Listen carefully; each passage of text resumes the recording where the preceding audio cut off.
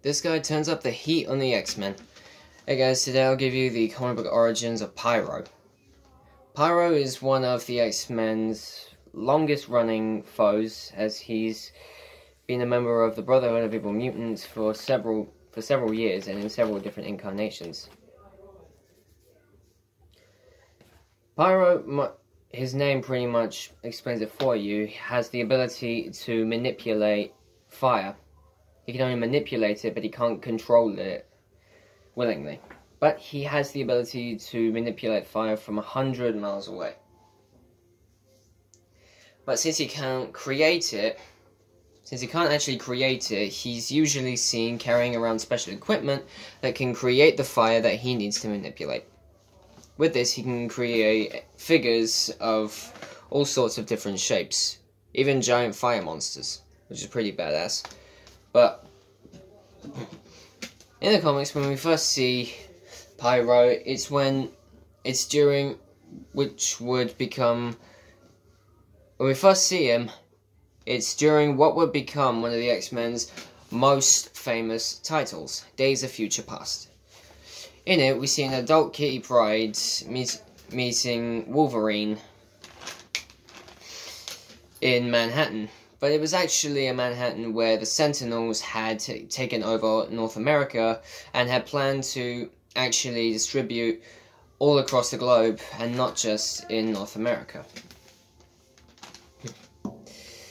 But Kitty had a plan to go back in time and stop the assassination of Senator Kelly,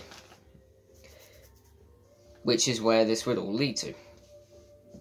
Going back, she informed the X-Men of this and the fact that the Brotherhood of Evil Mutants would be behind the assassination. Pyro was one of the mutants that would be among the Evil Brotherhood. Readers were actually shown his capabilities when he lashed out at a disrespectful member of the Brotherhood, the Blob.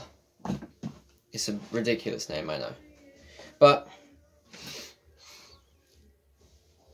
when the X-Men were informed of the Brotherhood's plans, they fought it out, and it turns out the Brotherhood's plans were foiled. But in 2001, it was revamped in Cable 87, and the events of it were all different. The plan was still to stop the assassination of Senator Kelly, but it was actually Pyro that stopped the assassination from happening by sacrificing his life and destroying the Sentinels. So his last act from being a supervillain was actually heroism.